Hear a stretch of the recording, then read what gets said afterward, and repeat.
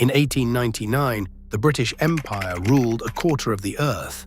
Its army was the most powerful in the world. Its navy was unchallenged on every ocean, and it nearly lost a war to 60,000 farmers with hunting rifles. This is the story of the Boers, descendants of Dutch settlers who built a civilization on the edge of Africa and refused to let the largest empire in history take it from them. And what Britain did to stop them is a chapter history would rather forget. On the morning of April 6, 1652, a battered Dutch ship dropped anchor at the Cape of Good Hope. Jan van Riebeek and 82 men stepped ashore, tasked by the Dutch East India Company to build a fort and grow vegetables for passing ships. The land was wild, the climate unfamiliar, and the company's ambitions were modest, a way station, not a colony. Yet as the years unfolded, families arrived, Dutch, German, Huguenot. They planted wheat, pressed grapes, and raised cattle along the windswept slopes.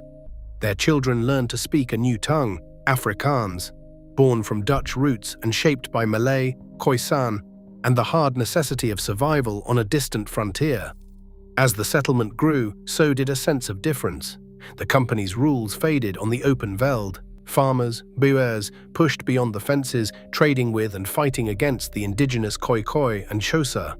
They rode for days with only the sky and the mountains for company. Over generations, these settlers became a people apart, stubborn, fiercely independent, shaped by drought, isolation, and the long memory of exile. By the early 1800s, the British flag replaced the Dutch at the Cape. New laws arrived, spoken in a foreign language. The Boers, who had once fled old masters across the sea, now faced new rulers, strangers to their land and their ways. The urge for autonomy burned deeper. When the British abolished slavery and imposed taxes, resentment spilled over. 12,000 families, the Voortrekkers, packed their wagons and rolled out into the interior, seeking freedom on their own terms. In their exodus, they left behind more than land, they forged a myth. Across the endless grasslands, they built the republics of Transvaal and the Orange Free State, each with its own parliament, laws, and dreams of sovereignty. Here, on the edge of empire, a new nation was born, a farming people, suspicious of outsiders, ready to defend their way of life.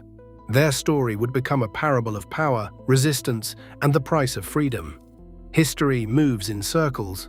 Those who escape one empire may, in time, build another. Subscribe for the next chapter.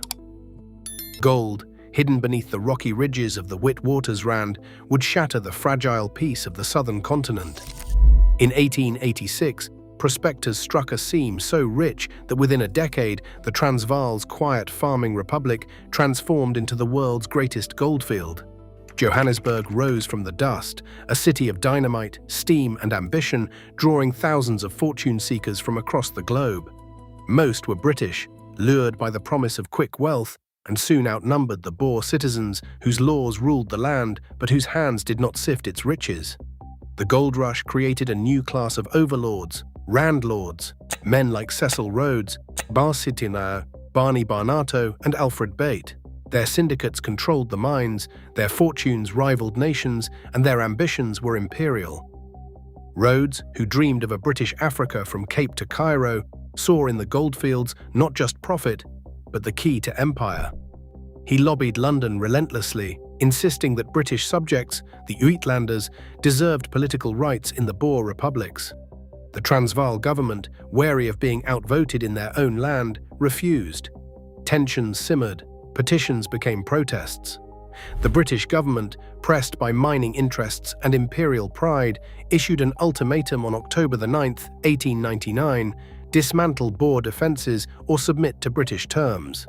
President Paul Kruger stood firm. 2 days later, on October 11, 1899, war was declared.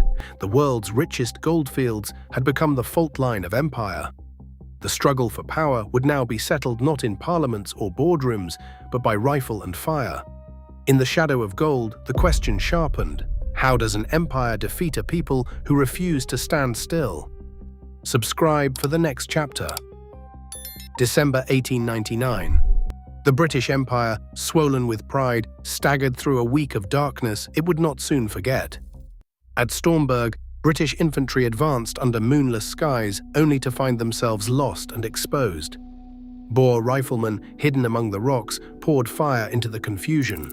In a single morning, nearly 700 British soldiers fell into enemy hands, prisoners of a force they had dismissed as mere farmers.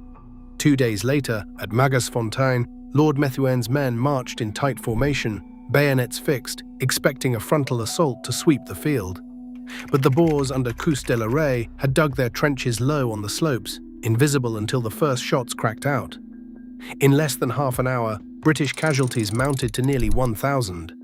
The Highland Brigade, famed for its discipline, broke under the unseen storm.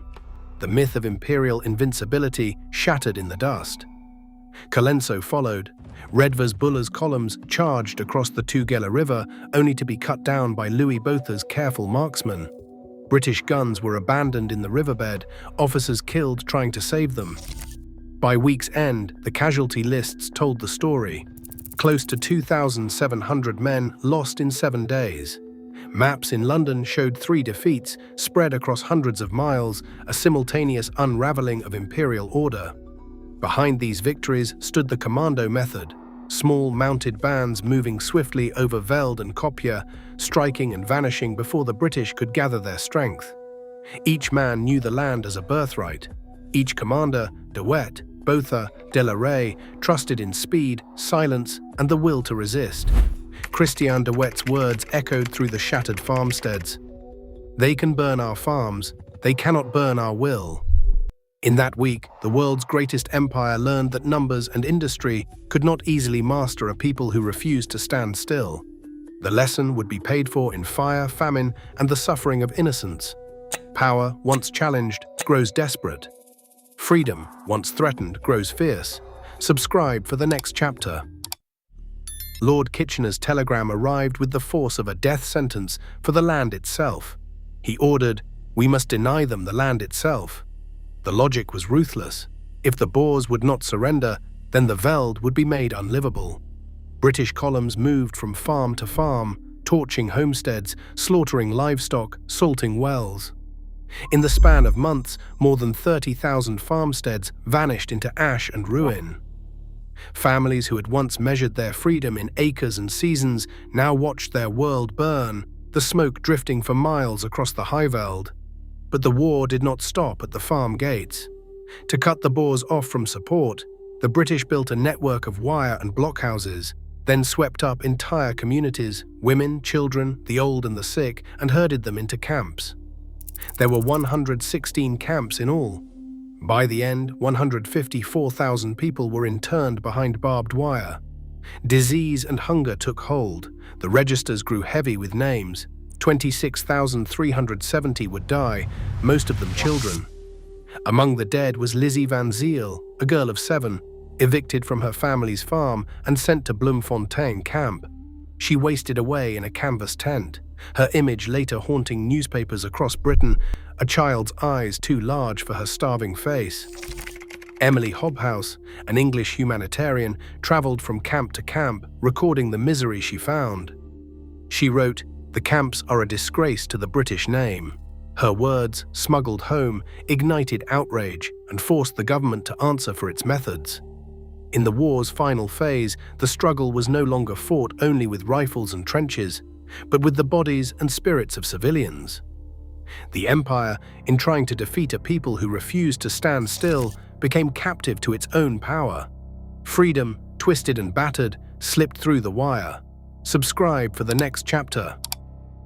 On the last day of May, 1902, the war ended, not with triumph, but with signatures and silence. In a railway carriage at Melrose House in Pretoria, Boer leaders faced their British counterparts across a table littered with drafts and ink. The Treaty of Vereeniging was signed. The terms were harsh, but they offered a lifeline to a people broken by fire and famine. Boer commandos laid down their arms. Each man swore an oath to the British Crown, surrendering the republics they had bled for. In return, London pledged £3 million for reconstruction, a sum to rebuild farms, homes, and hope from the ashes. The promise of eventual self-government dangled in the distance. uncertain but real enough to persuade exhausted men to accept defeat. The war ended on paper, but the cost lingered in every ruined homestead and every empty chair.